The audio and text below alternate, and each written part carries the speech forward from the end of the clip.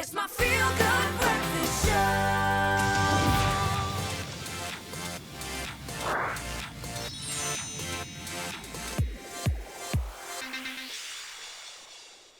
Papa G is back. Time to take a techie turn. We love exploring the latest on the tech front on a Thursday. And being a Tech Thursday on your Feel Good Breakfast Show, it's time now to focus on something pretty cool. Mobile games have really stepped up in quality and I think in performance, thanks to the improvements, of course, made on smartphones, which are now incredibly powerful. And 2022 is the year of the smartphone game, with some incredible releases coming out. And Grant is here to take us through his pick of the lot. Graham, you smell very nice today. Thank you, man. That's I'm impressed. You know, it's nice being in studio when there's an aroma in here, which is great. I aim to please, my friend. Your hair looks spectacular. Thanks, man. Thanks. So I love mobile games. I really do, and it's one of the things that a lot of people don't expect of me. I was going to say, this makes me appreciate it even more because I assume you are like the purest, most ardent, hardened gamer that never leaves his PC, but you'll play on any console. You do what you got to do, man. If it's a good game, I'll play on that medium.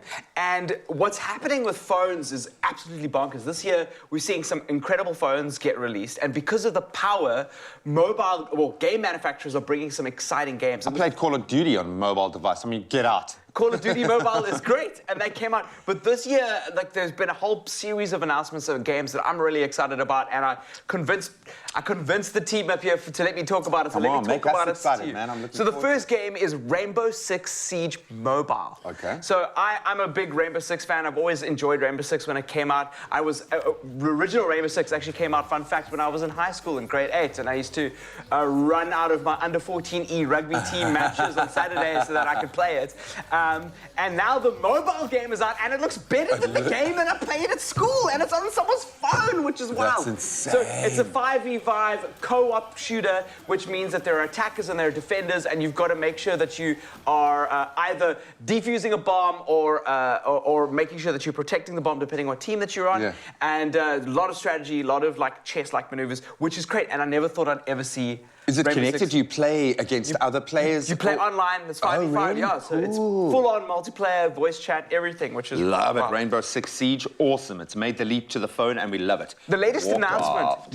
announcement is Warcraft Arclight Rumble. Now, it's a strange-looking game. I don't know too much about it other than the trailers that they've released, and obviously we're all going to probably deduce what it's like. But it's Warcraft, dude. But it's Warcraft. Do you remember Clash Royale? I don't know if you... I know a lot of people... If you play Clash Royale at home and you're watching this, please let us know on socials. I'd like to know. I know there are a lot of you I have that play played Clash it. I don't play it like religiously, but I have played it. It's People cool. love that game. So this is Blizzard's take on it. Blizzard are, veterans in the gaming world, and I'm really excited to see what it looks like, and how it plays. Because I think in that space with those kind of, I call them card-driven games, that kind of, there is an opportunity on the phone for that, and especially when you combine that with the networking element. Brilliant. Cannot wait for Warcraft. A lot of cooperative stuff, which is really exciting. So I'm really excited for that. Then the last one is Apex Legends Mobile.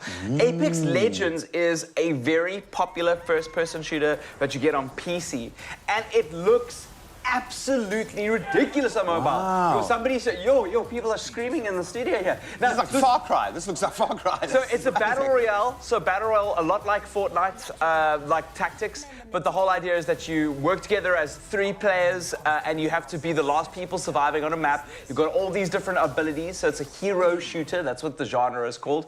And it's there are like 60 people on a map. And you've got to be the last one standing, and you're going to be able to sit down and play it on your phone. What I enjoy about games like this is a lot of them are cross-platform.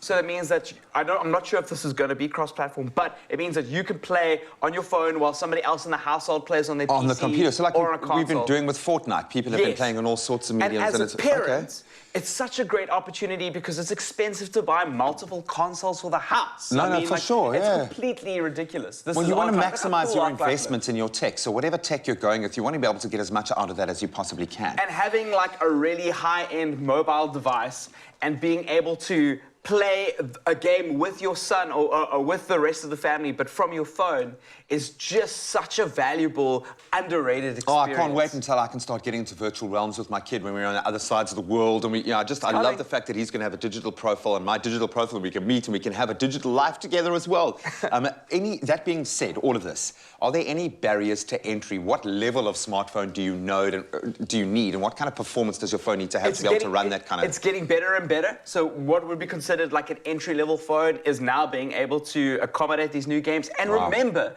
these game developers want as many people to play as possible. So creating games only for flagship phones is not in their best interest. They're trying to make it accessible, yeah. But getting a flagship device means that you get the best experience. I mean, you know, this is the S22 Ultra. This has got 120 FPS, so you get a lot of those games. Yeah, it's probably better than my TV at home, really. Yeah. It's probably better. Let's be honest. But you can do entry-level stuff as well. So there's no, like, remember, they want as many people to play games as possible. And, yeah, they are building these games for as many phones as... We love Candy Crush, but it's not the only mobile game, okay? There are ways that you can really push yourself out there into unique, amazing worlds that you've seen on other platforms that have now gone mobile, and we love it.